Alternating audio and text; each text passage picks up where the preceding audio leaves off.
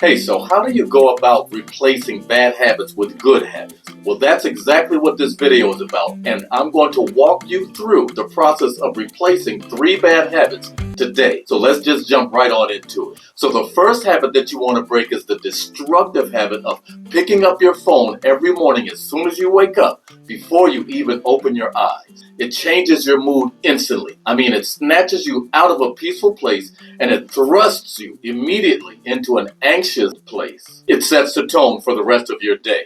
Think about it. You could have 2 people, they live in the exact same neighborhood, they go to the same job every day, they earn about the same amount of money, but they'll both have 2 completely different experiences throughout their day. Why is that? Well, it's very simple. One person chooses to grab their phone before they even get out of bed, and the other person wakes up in a very peaceful state and expresses gratitude for getting a good night's sleep and being able to awake and be in this day. So the first person chooses to scroll through their social media, and instantly their stress and anxiety levels start to rise. So the other person chooses to think about and plan how they want their day to go. They don't even touch their phone for the first 15, 20, maybe 30 minutes of the day. And instantly a feeling of peaceful control starts to set in. Replacing this habit is simple, but it's not easy. That's because we're all addicted to our phones. We sleep with our phones on our pillows, on our nightstand, right next to the bed, and when we hear that little ping, instantly we wake up to answer it. We have become servants to our phones. The first step to changing this habit is to stop sleeping with your phone in the same room. Now, I know you don't think that you can do this, but you can do this.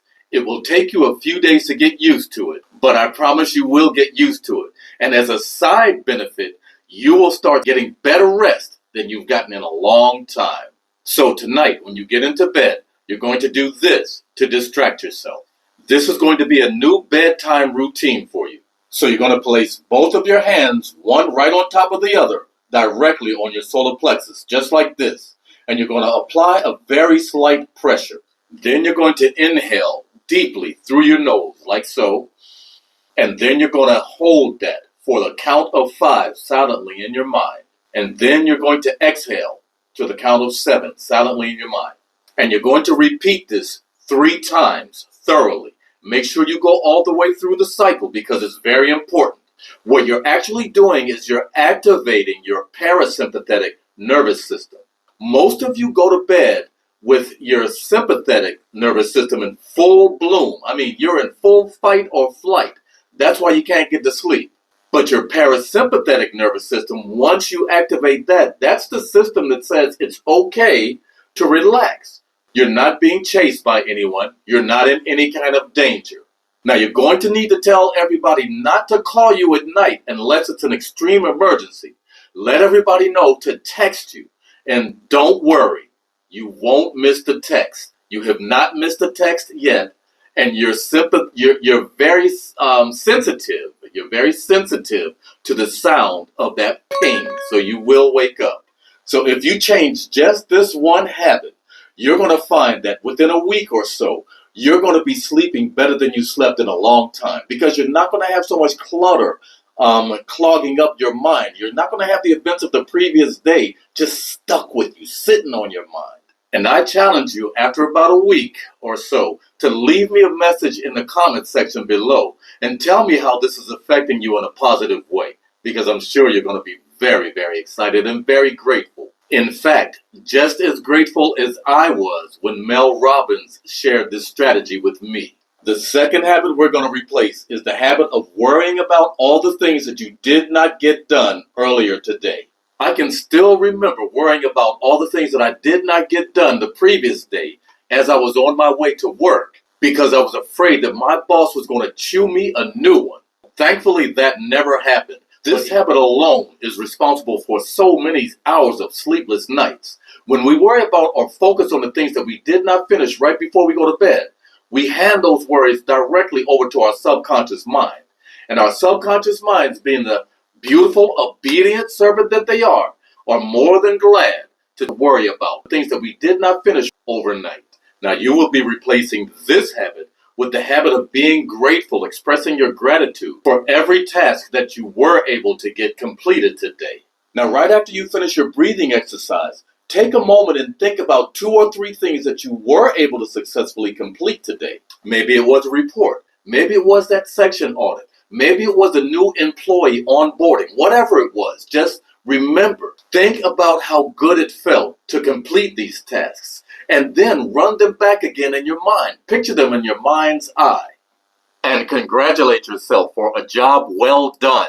Now, this is only going to take about 5 minutes, but don't be fooled. It's very, very powerful. And it's also going to help you get a better night's sleep, because you're going to be feeling so much better about yourself as you drift off to sleep. And the third most paralyzing habit that you're going to replace is the habit of being afraid to make mistakes. Now, this is really big for millennials, generations X and Y, because you all have been conditioned to believe that you have to be as close to perfect as you possibly can. Mistakes do not mean that you're not smart.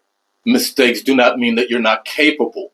Mistakes only mean you need more practice or you need more information for your skill set. You want to develop the habit of being able to laugh at yourself when you do make a mistake and stop taking yourselves so seriously. Remember that the only ones that don't make mistakes are the ones in graveyards. Be like the woman who made a mistake of using the wrong ingredients in a wedding cake that she was making for a wedding party. The wedding cake did not turn out well at all. In fact, it was an epic fail. I mean, epic. After the event, she reviewed the recipe, found her mistakes, and she learned from them. So she had to laugh at herself because these were rookie mistakes that she made.